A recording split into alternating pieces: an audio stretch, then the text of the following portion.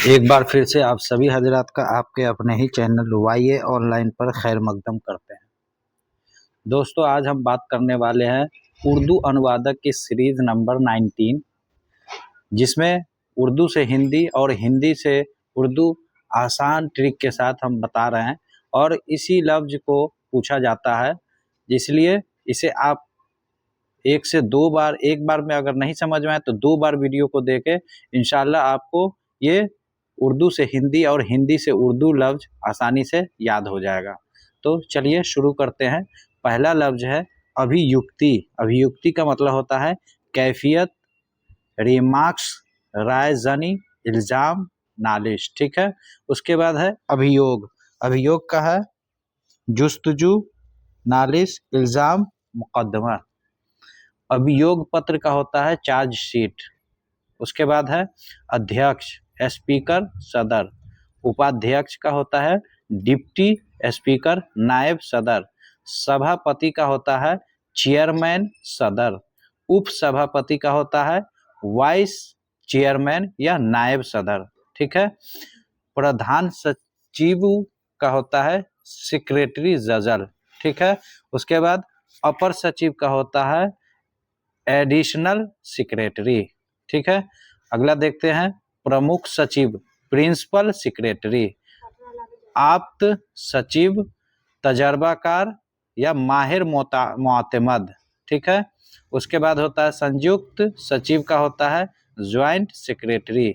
उसके बाद होता है महासचिव। महासचिव का होता है जनरल सेक्रेटरी। मुख्य सचिव का होता है चीफ सेक्रेटरी। ठीक है। सचिव का सेक्रेटरी मोतमद होता है। ठीक है, या सेक्रेटरी भी कह सकते हैं। निदेशक का होता है हिदायतकार या डायरेक्टर। उप निदेशक का होता है नायब हादितकार या डिप्टी डायरेक्टर। उप सचिव का होता है डिप्टी सेक्रेटरी या नायब मोतमद।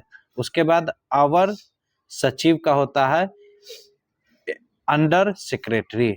उसके बाद अगला देखते हैं सहायक सचिव का होता है असिस्टेंट सेक्रेटरी या मुआविन मोतमद। ठीक है। प्रशाखा पदाधिकारी का होता है सूबे अफसर, सेक्शन अफसर। ठीक है। अधीक्षक का होता है मोहतमिम या सुप्रिंटेंडेंट। ठीक है। प्रतिवेदक, प्रतिवेदक का होता है रिपोर्टर। खबर रसां, जैसे रिपोर्टर जो होते हैं इंग्लिश में रिपोर्टर ही बोला जाता है, तो उसी वही है। प्रतिवेदक का मतलब होता है रिपोर्टर, प्रेस वगैरह जो होते हैं। ठीक है। निजी सहायक, जाती मुआविन या पर्सनल असिस्टेंट होता है। निजी सहायक पर्सनल असिस्टेंट भी कहते हैं और जाती मुआविन भी होता है। सहायक का होता है मुआविन या असिस्टेंट। अनुवादक, मोतरजिम, इसी की तो बहाली आ रही, इसी की हम लोग बात कर रहे हैं। अनुवादक का होता है मोतरजिम। उसके बाद सहायक अनुवादक का होता है मुआविन मुतरजिम। ठीक है। प्रधान टंकक आला टाइपकार होता है।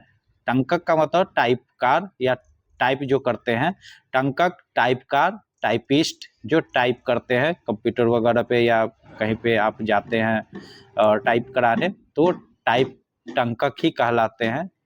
जैसे आप रजिस्ट्रार ऑफिस वगैरह में भी जाएंगे तो वहाँ पे एक टाइपिस्ट मिलेगा। ठीक है। आशु टंकक, ये भी एसयू ना टाइपिस्ट होता है। उसके बाद आशु लिपिक, आशु टंकक का होता है स्पीड जो टाइप करता है उसे बोलते हैं। ठीक है, टाइपिस्ट, फास्ट टाइपर या जो जल्दी टाइप करता है। ठीक है। आशु लिपिक का होता है एस्यूनाग्राफर या मुख्तसर नविश्त, आशु लिपिक। ठीक है। चयरिया लिपिक, चयरिया लिपिक का होता है रूटीन क्लर्क, रोजनामा, रोजनामचा नवेश। विपत्र लिपिक का होता है बल क्लर्क। टंकक सह लिपिक का होता है टाइपिस्ट। उसके बाद कम क्लर्क, उच्च वर्गीय लिपिक का होता है ऊपर division clerk, upper division clerk होता है, सॉरी अपर डिवीजन, उच्च वर्गीय लिपिक का होता है अपर डिवीजन क्लर्क, ठीक है। निम्न वर्गीय लिपिक का होता है लोअर डिवीजन क्लर्क, निम्न वर्गीय लिपिक का होता है लोअर डिवीजन क्लर्क। एक बार क्वेश्चन आया था, ये जो 3 नुक्ता है रा पे या जा पे 3 नुक्ता जो होता है इसे क्या बोला जाता है? अगर कोई बीपीएससी के छात्र देख रहे हैं तो वो क्वेश्चन आया था, इसे हर्फे सकीला बोला जाता है, याद रखिएगा। ये किसी भी रा के ऊपर जो अगर 3 अक्षर रहेगा उस रा को हम क्या बोलेंगे? हर्फे सकीला, याद रखिए। ये क्वेश्चन आया था बीपीएससी टीआरई 3 में, ठीक है। और देखिए लिपिक, क्लर्क, मुहर्रिर, कातिब, मुंशी वगैरह जो बोलते हैं, लिपिक मुंशी होता है। अवरक्षक, मुरब्बी या मुहाफिज, निगहबान।